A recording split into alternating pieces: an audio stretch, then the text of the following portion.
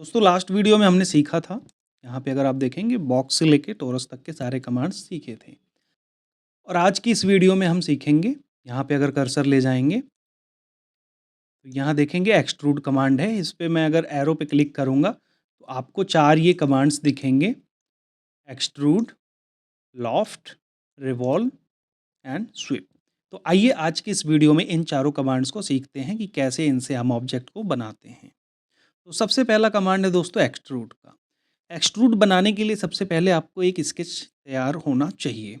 जैसे मैंने यहाँ से टॉप प्लेन ले लिया, ठीक है, और यहाँ से कोऑर्डिनेट्स भी मैं टॉप पर ही रखता हूँ। मैं एक रेक्टेंगल बना लेता हूँ, D enter, 500 by 500 enter. 500 by 500 का एक मैंने स्क्वायर लिया। अब मैं स्विफ्ट के साथ इसको ड्रैग करता हूँ, जो मेरा स्क्रॉल बटन है, तो ये 3D में आ जाएगा। जैसे ही मैं यहाँ से प्रेस पुल कमांड यूज़ करता था ना दोस्तों, जैसे मैंने प्रेस पुल लिया था, ऑब्जेक्ट के सेंटर में गया, अब ऊपर की तरफ आया, 200 एंटर, तो ये ऑब्जेक्ट बन जाता था। तो ये बेसिकली एक एक्सट्रूड है, जो हम किसी ऑब्जेक्ट को थिकन करते हैं, थिकनेस देते हैं। और प्रेस पुल का यूज़ क्या है कि हम उससे कटआउट भी कर सकते हैं, बट एक्सट्रूड से बस बॉस कर सकते हैं, थिकन कर सकते हैं, उससे कटआउट नहीं बना सकते हैं। तो मैं कंट्रोल जेड से अंडू कर देता हूँ। तो अब दोस्तों हम लेंगे एक्सट्रूड कमांड, और पहले हम ऑब्जेक्ट के इनर साइज में प्रेस करते थे, अब हम इसके आउटर बॉर्डर पे क्लिक करेंगे, राइट क्लिक करके एंटर करेंगे और इसको ऊपर या फिर डाउनवर्ड आके एक थिकनेस दे देंगे। मैं ऊपर की तरफ आता हूँ और मैं 25 एंटर कर देता हूँ। तो ये एक 25 थिकनेस का एक जो है रेक्टेंगल तैयार हो चुका है। बेसिकली ये तो स्क्वायर ही है 500 बाई 500 का। इसको मैं डिलीट कर देता हूँ। मेक श्योर दोस्तों, प्रेस पुल से आप कटआउट भी कर सकते थे, लेकिन एक्सट्रूड से सिर्फ आप एक्सट्रूड ही कर पाओगे, ठीक है। नेक्स्ट कमांड है दोस्तों लॉफ्ट का। लॉफ्ट में आपको दिखाता हूँ लॉफ्ट होता क्या है। बेसिकली जैसे अभी मैं टॉप प्लेन ले लेता हूँ। टॉप प्लेन पे मैं एक रेक्टेंगल बना देता हूँ, डायमेंशन 500 बाई 500 का, ठीक है, एंटर।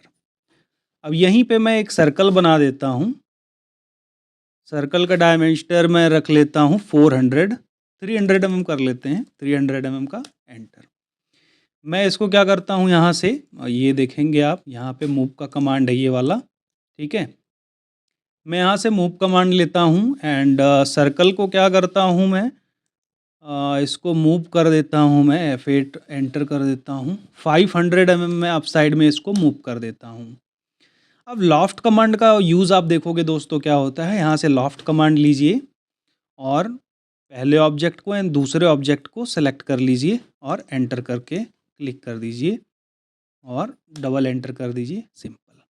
तो आप देखोगे जो सॉलिड ऑब्जेक्ट है ना, एक रेक्टेंगल से सर्कल की तरफ जो है मूव हो गया है, लॉफ्ट हो गया है।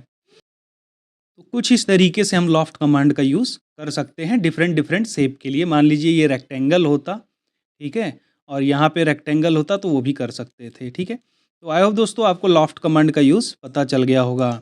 नेक्स्ट कमांड देखते हैं दोस्तों क्या है। नेक्स्ट कमांड है रिवॉल्व का, ठीक है। रिवॉल्व क्या है दोस्तों, जैसे मैं यहाँ से टॉप प्लेन ही ले लेता हूँ एंड वापस से कोऑर्डिनेट्स भी टॉप प्लेन पे।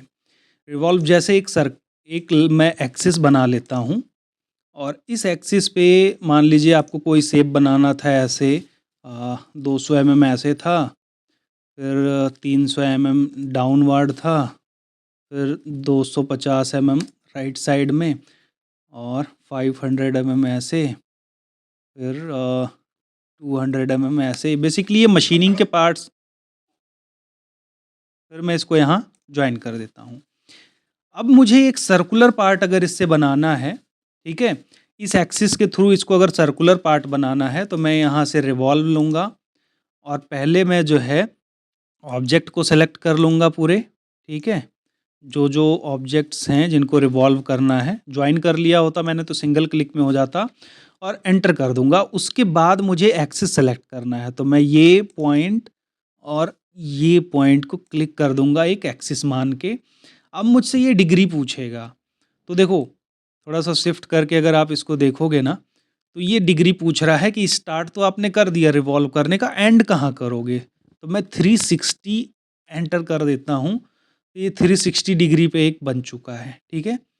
तो इस तरीके से आप रिवॉल्व का यूज़ कर सकते हो, जो मशीनिंग के पार्ट सीएनसी टर्निंग सेंटर वगैरह पे बनाने के लिए होता है। एक एक्सिस के थ्रू उसको रिवॉल्व किया जाता है, तो इस तरीके से आप बना सकते हो इसको, ठीक है। तो ये हो गया दोस्तों रिवॉल्व कमांड। नेक्स्ट कमांड है दोस्तों यहाँ पे स्वेप, ठीक है। स्वेप्ट बोल सकते हो, स्वीप बोल सकते हो। स्वीप का यूज़ बेसिकली मैं बता देता हूँ। जैसे मैं यहाँ से वापस से टॉप प्लेन ले लेता हूँ एंड अपने ऑर्डिनेट्स को भी टॉप ले लेता हूँ। एक मैं रफली एक एसपी लाइन से एक स्केच बना देता हूँ आपके लिए। यहाँ पे F8 पे कुछ चलो एंटर कर देते हैं। ये एक एसपी लाइन है, इसको मैं 3D में ले गया। इसके कॉर्नर पे ना मैं एक रेक्टेंगल बना देता हूँ। इस कॉर्नर पे एक रेक्टेंगल की डायमेंशन रख देते हैं 150 बाई 150 mm, एंटर। अब मैं चाहता हूँ कि ये जो रेक्टेंगल है ना, ये इस शेप को फॉलो करते हुए एक सॉलिड ऑब्जेक्ट बन जाए।